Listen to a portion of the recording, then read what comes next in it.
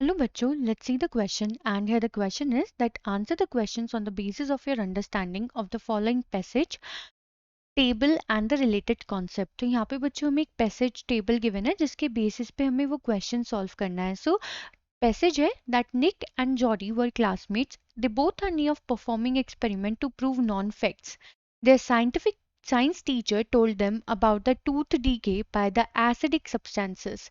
They both tried to prove it separately. Nick knew that human teeth and eggshells are made of similar substances, so he set up an investigation using eggshells. Nick found that the mass of the eggshells in the beaker W and X decreased, but the mass of the eggshell in beakers Y and Z did not. Nick ने क्या किया? That he actually taken, उसने ये चार beakers लिए W, X, Y and Z, इसमें कुछ amount of eggshell put किया. उसके बाद beaker में different यहाँ पे क्या थे?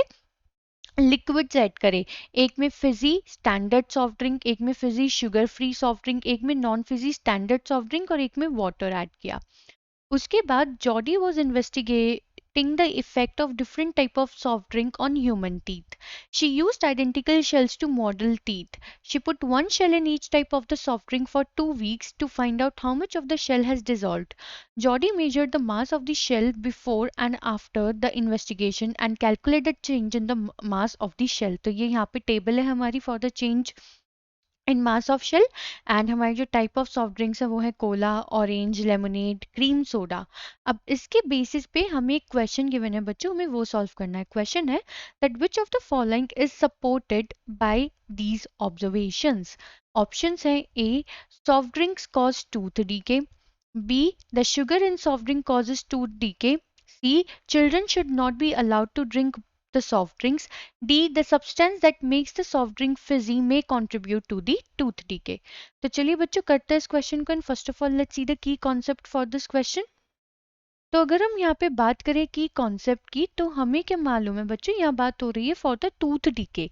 अब वो टूथ डीके कब होता है? जब पीएच चेंज होता है. तो बेसिकली जो पीएच ऑफ आवर माउथ होता है, तो pH of our mouth is approximately 5.5. यानी कि अगर हम यहाँ पे देखें जो हमारा पीएच है माउथ का दैट इज लेस देन 7 है. यानी कि कैसा रीजन है हमारे माउथ का? दैट इज समवॉट एसिडिक, कुछ एसिडिक नेचर का होता है वो. ठीक है. और अगर हम उसमें और एसिड डाल दे तो वो हमारा और एसिडिक हो जाता है जो कि लीड करता है फॉर दी टूथ डीके. ठीक है. कैविटीज होनी स्टार्ट हो जाती है हमारे माउथ में. अब हमें क्वेश्चन में पूछा जा रहा है कि ये जितनी भी हमने ऑब्जर्वेशंस देखी हैं तो इसके बेसिस पे बताना है कि among A B C D कौन सा ऑप्शन करेक्ट है. तो अगर बच्चों हम यहाँ पे ऑब्जर्वेशन देखें, हमारे पास चार बीकर थे W X Y and Z. तो हम यहाँ पे एक एक ऑब्जर्वेशन लिखते हैं. सबसे पहले बात करते हैं डब्ल्यू की. तो डब्ल्यू में हमारे पास है फिजी सॉफ्ट ड्रिंक जिसमें मास ऑफ एक्शेल डिक्रीजेस.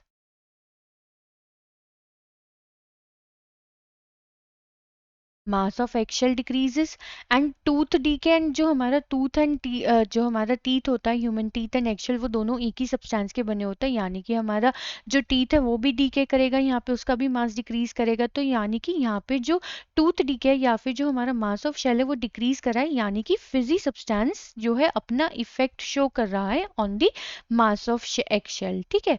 उसके बाद बात करते हैं हम यहाँ पे एक्स की. एक्स में है हमारे पास fizzy but sugar free one, मतलब शुगर फ्री है. एंड यहाँ पे भी अगर हम देखें तो मास ऑफ शेल डिक्रीज करा है, यही हमें क्वेश्चन में गिवन है. मास ऑफ एक्शेल यहाँ पे भी क्या करा है? डिक्रीजेस.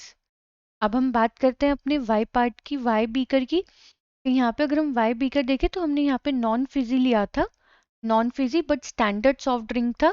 और यहाँ पे मास ऑफ एक्शेल में कोई भी चेंज नहीं आया, मास ऑफ एक्शेल रिमेन सेम.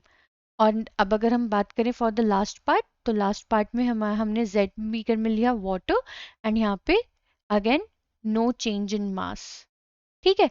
अब यहाँ पे कोई चेंज ही नहीं हो रहा है into the mass in Y and Z. तो यानी कि जो मेन पर्पस है behind the decay in the mass of the axle और द टूथ एक्चुअली, तो वो किसकी वजह से? That is because of the fizziness present in the soft drinks. क्योंकि शुगर फ्री होने पे भी मास डिक्रीज कर रहा है, यहाँ पे नॉन फिजी है और स्टैंडर्ड सॉफ्ट ड्रिंक है, यानी कि शुगर यहाँ पे भी प्रेजेंट होगी तब भी मास ऑफ एक्शेल सेम रहा है.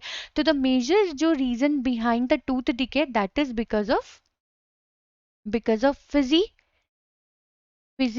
Substance present in the soft drinks. क्योंकि बच्चों ये जो फिजी सब्सटेंस होती है ये होती क्या है, दीज आर एक्चुअली गैसेस। और जनरली ये कौन सी गैस होती है, कार्बन डाइऑक्साइड। और जब हम कार्बन डाइऑक्साइड को वाटर में ऐड करते हैं तो ये एक टाइप का एसिड फॉर्म करती है, that is carbonic acid H2CO3, जो कि हमारी सॉफ्ट ड्रिंक्स में प्रेजेंट होता है। तो बेसिकली हम कह सकते हैं that according to this observation, अगर हम चेक करें ऑप्शन ए कहता है that soft drink cause tooth decay, वो ठीक है, लेकिन हर टाइप की soft drink tooth decay cause नहीं करती है, तो ये इनकरेक्ट हो गया। The sugar in soft drink causes tooth decay, that is also not correct, क्योंकि हमने यहाँ पे non fizzy standard soft drink ली थी, तब भी मास ऑफ एक्सेल कैसा रहा, same. Children should not be allowed to drink soft drinks, तो ये भी बिल्कुल ठीक बात है कि children should not be allowed to drink the soft drink, but हमें यहाँ पे ऑब्जर्वेशन के बेसिस पे अपना आंसर देना है, तो ये भी करेक्ट ऑप्शन नहीं है। And D part says that the substance that makes the soft drink fizzy may contribute to tooth decay, तो ये बिल्कुल करेक्ट ऑप्शन है। जो भी सॉफ्ट ड्रिंक में फिजी सब्सटेंस प्रेजेंट है वहाँ पे decrease in mass of excel देखा गया, तो जिसकी वजह से हमें क्या पता चलता है कि because of the Fiji thing हमारा टूथ डीके भी पॉसिबल है। तो फॉर दिस क्वेश्चन बच्चों option D is the correct answer. I hope आपको ये क्वेश्चन समझ में आ गया होगा। Thank you.